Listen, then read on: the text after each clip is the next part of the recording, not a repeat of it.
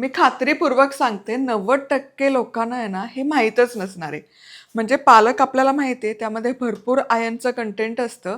पण 1870 साली आहे ना जर्मन सायंटिस्ट एरिक वुल्फ त्यांनी काय केलं, पालकातलं लोहतत्व मोजलं आणि ते व्यवस्थित मोजलं. अगदी अचूक त्याचं प्रमाण होतं. पण जेव्हा नोंद त्याची झाली, लिहिलं गेलं, तेव्हा एक डेसिमलचा फरक पडला, म्हणजे दशांशचा फरक पडला.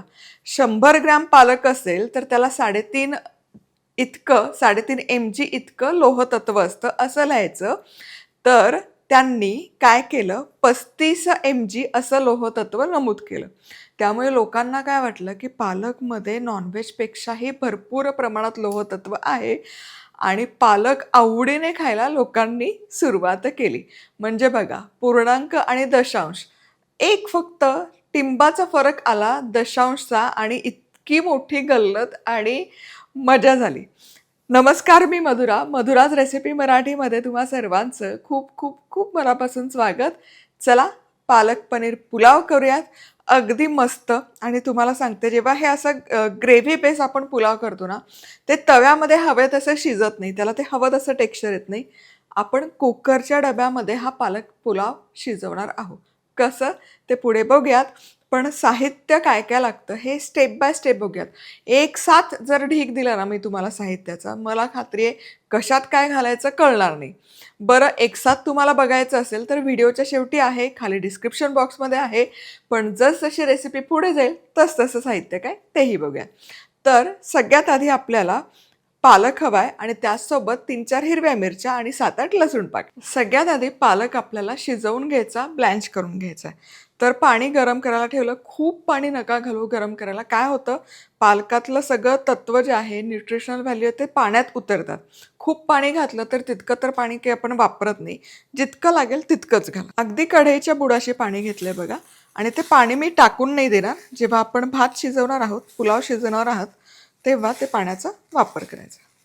आणि अगदी 5 मिनिटं आपल्याला हे उकळत्या पाण्यामध्ये ठेवायचं. खूप वेळ नका ठेवू, नाहीतर पालकचा रंग आहे ना पूर्ण निघून जातो. पालकाचा नैसर्गिक हिरवा कच्चा रंग टिकवायचा असेल तर खूप वेळ अजिबात शिजवा. हे बघा, अगदी 5 मिनिटं गरम पाण्यामध्ये पालक ठेवला होता. छान शिजलाय तो, पण पूर्ण कुक केलेला नाहीये.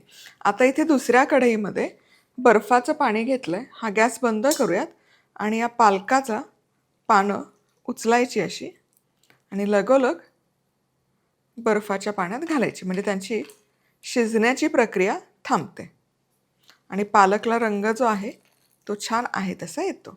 आता बर्फाच्या पाण्यामध्ये अगदी 5 मिनिटं हा पालक ठेवायचा आणि हे पालक शिजवून उरलेलं पाणी आहे हे मी नंतर भातामध्ये वापरणार आहे पुलाव शिजवताना. ब्लँच केलेला पालक मिक्सरला फिरवून घेऊयात. पण मिक्सरच्या बेसला सगळ्यात आधी घालूयात हिरव्या मिरच्या, 3 ते 4 हिरव्या मिरच्या, थोड्या लसूण पाकळ्या, म्हणजे त्या प्युरीला चव छान लागते. आणि हा पालक आता त्या भांड्यामध्ये घालूया. आता झाकण लावायचं आणि मिक्सरमध्ये हे एकदम बारीक प्युरी तयार करायची.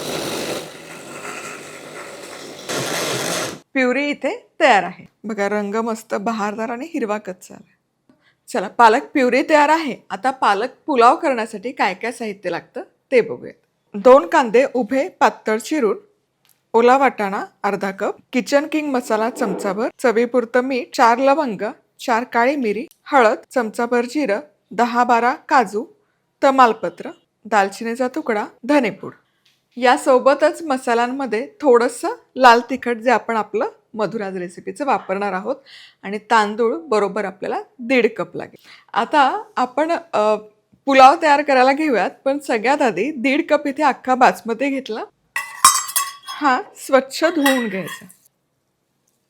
तांदूळ स्वच्छ धुवून झाला. आता यामध्ये पाणी घालूयात आणि हा पुलाव आपण कुकरच्या डब्यामध्ये शिजवणार आहोत. त्यामुळे फक्त 10 मिनिटं ठेवा, अर्धा तास ठेवायची गरज नाही आहे. जेव्हा आपण सुट्टा शिजवतो ना हा अख्खा बासमती, तेव्हा 30 मिनिटं तरी किमान त्याला भिजायला द्यायचे. पण कुकरच्या डब्यात तो स्टीममध्ये खूप छान लांब सडक शिजतो, नाही भिजवला तरी. त्यामुळे मी फक्त 10 मिनिटं ठेवते. 3 टेबलस्पून तेल तव्यामध्ये गरम केलं. यामध्ये सगळ्यात आधी जिरं छान फुलू दे. यामध्ये खडा मसाला देखील घालायचा. लवंग, काळी मिरी, दालचिनी, तमालपत्र. आता खडा मसाला आणि जिरं छान तेलामध्ये एक 20 ते 30 सेकंद परतून झालं की यामध्ये उभा चिरलेला कांदा घालूया. कांद्यावर थोडंसं मीठ म्हणजे कांदा पटकन परतला जातो. कांदा व्यवस्थित मऊ होईपर्यंत परतून घेऊया. चला, इथे कांदा छान परतून झाला. हलकासा सोनेरी रंगावर परत त्याला ब्राऊन करू नका, हलका फक्त तो मऊ करू. आता यामध्ये घालूयात हळद, धनेपूड, गरम मसाला, चवीपुरतं मीठ आणि आता अर्धा चमचा बॅडगी मिरची. आपले हे मसाले madhurasrecipeclub.com या वेबसाईटवरून तुम्ही ऑर्डर करू शकता किंवा व्हॉट्सअप नंबर देते तिथूनही ऑर्डर करू शकता. आता हे मसाले एकजीव करायचे. काय कमाल सुवास दरवळतोय, कमाल दिसतोय, रंग सुरेखाला आणि सुवास तर इतका मस्त दरवळतोय. आता यामध्ये ही पालकची प्युरी घालायची, मिक्स करायचं. 2 मिनिटं फक्त हे शिजवून घेऊया. पालक इथे शिजतोय तोवर हे आता 10 मिनिटं झालेत तांदूळ भिजत घातलेले, यातलं पाणी उपसून काढायचं. खूप वेळ नाही ठेवायचं, पुन्हा एकदा सांगते, कारण आपण हे कुकरच्या डब्यामध्ये शिजायला घालणार आणि पाणी पूर्ण निथळून घेणं अगदी गरजेची स्टेप आहे. चला, पालक 2 मिनिटं छान परतून घेतला. आता हे पाणी निथळलेले तांदूळ यामध्ये घालूयात. पालकला रंग बघा किती सुरेख आलाय आणि ओव्हरकुक अजिबात करायचं नाही, कारण पुन्हा भातासोबत पालक शिजणारच आहे, त्यामुळे आत्ता फार शिजवायची गरज नाही. यामध्ये हा तांदूळ जो 10 मिनिटं भिजवला होता, ओला वाटाणा नाही घातला तरी चालेल, पण चव खूप बहारदार लागते. आता हे छान एकजीव करूयात. तर इथे हा कुकरचा मोठा डबा घेतला, याच्याऐवजी मोठं पातेलं, खोलगट पातेलं, पसरट भांडं घेतलं तरी चालेल. हा पालक भात यामध्ये काढायचा. तव्यामध्ये, याच तव्यामध्ये कुकिंगची प्रोसेस कंटिन्यू केली तरी काही हरकत नाही, पण जसं मी तुम्हाला सांगितलं ते भाताला आहे ना हवं तसं टेक्स्चर येत नाही, म्हणून आपण हे स्टेप फॉलो करतो आणि ते चिकटतं किंवा मग पालक हवा तसा त्यामध्ये मिसळला जात नाही, टेक्स्चर येत नाही. ते सगळं टाळण्याकरता आणि चेक करायची गरजही नाही सारखं. आता यामध्ये तुम्हाला मी म्हटलं होतं ना पालकाचं पाणी आहे, तर मिक्सरच्या भांड्याला चिकटलेलं पालकाचं पाणी आणि त्याचबरोबर आपण गाळून ठेवलेलं पाणी यामध्ये घालूयात. सो 1.5 कप तांदूळ आहे, तर या प्रोसेसला आपण फक्त 1.5 कपच पाण्याचा वापर करतोय. यामध्ये घालूयात मीठ. हे मिसळायचं सगळं. चला, हे व्यवस्थित मिसळून झालं. कमाल दिसतंय बघा. आता यामध्ये साजूक तूप घालूयात 2 ते 3 चमचे. कुकरमध्ये आता 2 शिट्ट्या काढायच्या. कुकरच्या बेसला पाणी, जाळी, त्यावर हा भाताचा डबा, झाकण लावायचं. मोठ्या आचेवर काढणार असेल तर 3, मध्यम आचेवर 2. आपला भात शिजतोय तोवर पनीरची तयारी झाली पाहिजे की नाही. पनीरसाठी आपण स्पेशल मसाला करतोय. काय काय घेतलं ते बघूया. 1/2 चमचा चाट मसाला, 1/2 चमचा भाजलेल्या जिऱ्याची पूड, 1/2 चमचा धनेपूड, 1/2 चमचा काळं मीठ, 1/2 चमचा किचन किंग मसाला, बारीक चिरलेली कोथिंबीर आणि यासोबतच अर्थातच आपलं बॅडगी मिरची पावडर. तर चमचाभर बॅडगी मिरची पावडर घ्यायची आणि यामध्ये उरलेले मसाले घालूयात. किचन किंग मसाला 1/2 चमचा, काळं मीठ 1/2 चमचा, धनेपूड 1/2 चमचा, जिरा पूड 1/2 चमचा, चाट मसाला. नॉर्मल मीठ घालायची गरज नाही, कारण हे चाट मसाला, काळं मीठ खूप खारटं असतं. ते फक्त मिसळून घ्यायचं. तर पनीर इथे 200 ग्राम मी घेणार आहे. अख्खा ब्लॉक आपण तळूयात, पण त्याच्या आधी या मधल्या आहेत ना 2 वाढीव स्टेप आहे. मी काजू तळून घेते. ते पुलावमध्ये ना हे वर्ण असे थोडेसे तळलेले काजू खायला फार बहारदार लागतात. काजू बदामी रंगावर तळले. आता हे काढूयात आणि बाजूला ठेवा. आता याच तव्यामध्ये मी काय केलं, एक कांदा उभा चिरून त्याला मीठ चोळून ठेवलं, त्यातलं मिठाचं पाणी काढून टाकलं आणि रात्रभर हा कांदा फक्त सुकवून घेतला. हा तळलेला कांदा खूप बहारदार लागतो या पुलावसोबत. बरिस्ता ज्याला आपण म्हणतो, हा देखील तळून घ्यायचा. कुरकुरीत कांदा आणि कुरकुरीत हे खूप जबरदस्त होतं आणि हा सुकवून घेतला ना की हे बघा लगोलग तो कुरकुरीत व्हायला सुरुवात होते. खूप वेळ लागत नाही, मिनिटभरात हा कांदा तळून होतो. चला, हा तळलेला कांदा काढूयात. तेल जे आहे ते जितकं शक्य होईल तितकं असं काढून घ्यायचं आणि आता याच तेलात एकदम कडकडीत गॅस मोठा करून पनीर तळायचं. असं का तळायचं? पनीरमध्ये असतं पाण्याचा अंश आणि भरपूर प्रमाणात प्रोटीन. खूप मंद आचेवर खूप वेळ शिजवत गेला की थोड्या वेळात ते चिवट व्हायला सुरुवात होते, कारण प्रोटीनचं जाळं मजबूत होतं. म्हणून काय, मोठ्या आचेवर 1-1 मिनिटात एक बाजू तळून झाली पाहिजे. चला, वाढीव तेल मी काहीच घातलं नाहीये बघा, जे आहे तव्यातलं तेच तेल.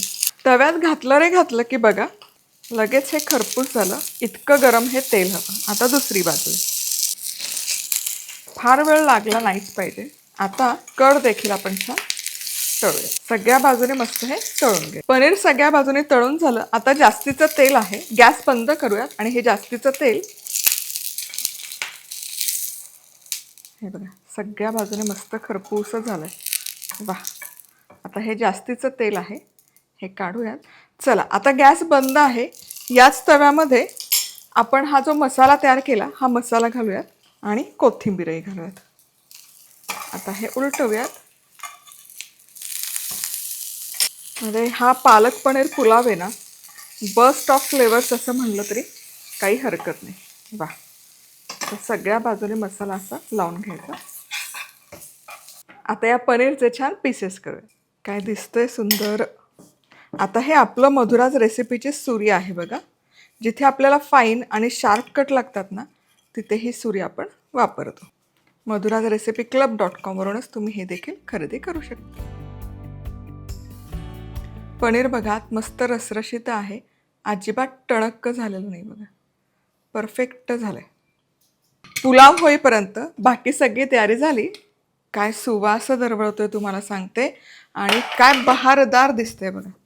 आता काय करायचं, हे उचलायचं आणि हा भात असाच ज्या तव्यामध्ये आपण शिजवला होता त्याच्यात उपडा करून घ्यायचा. अशा प्रकारे पुलाव शिजवला ना त्याला एक वेगळाच सुवास दरवळतो तुम्हाला सांगते. आता बघा तांदूळ बघा काय सुरेख दिसतोय, मस्त परफेक्ट झालाय. आता यावर हे पनीर पेरायचं, झाकण लावायचं. गॅस वगैरे सुरू करायची अजिबात गरज नाहीये. हे असंच तुम्ही कुकरमध्ये ठेवलं तरी काही हरकत नाही, पण दिसायला छान दिसावं म्हणून मी हे पुन्हा तव्यात काढून घेतलंय. पण हे पनीर कुकरच्याच डब्यात पेरले तरी चालतं आणि त्या कुकरच्या डब्यातूनच भात घेऊन सर्व केला तरी चालेल. खूप छान, म्हणजे ते तांदूळाला इतकं सुरेख टेक्स्चर येतं, रंग आहे तसा त्याचा रिटेन राहतो पहिली गोष्ट, आणि कुठेच ते असं पचपचीत लपलपीत किंवा खूप सुकं सुकं देखील वाटत नाही.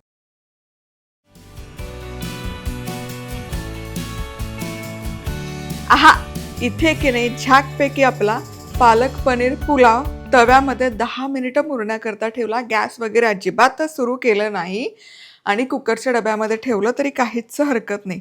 पण बघा, आहा हा हा हा, काय दिसतंय प्रकरण. त्या भाताला एकतर शिजलाय छान, मोकळा सडसडीत झालाय आणि रंग बहारदार आलेला आहे. क्या बात है, वा. आता हा खायचा कसा, असाच खायला छान लागतो, अतिशय पौष्टिक आहे. पण पालकमध्ये लोहतत्व असतं, शरीरामध्ये ते ॲब्झॉर्ब झालं पाहिजे म्हणून दह्याची कोशिंबीर किंवा लिंबाचा रस त्यावर पिळून तुम्ही हे खाऊ शकता. डब्यामध्ये नेण्यासाठी त्याच सोबत खाण्यासाठी डिनरसाठी अगदी परफेक्ट बेत आहे सांगते. पुन्हा भेटूयात अशाच मस्त रेसिपीसोबत. तोवर मस्त राहा, खुश राहा, आनंदी राहा, सगळ्यात महत्त्वाचं खात राहा.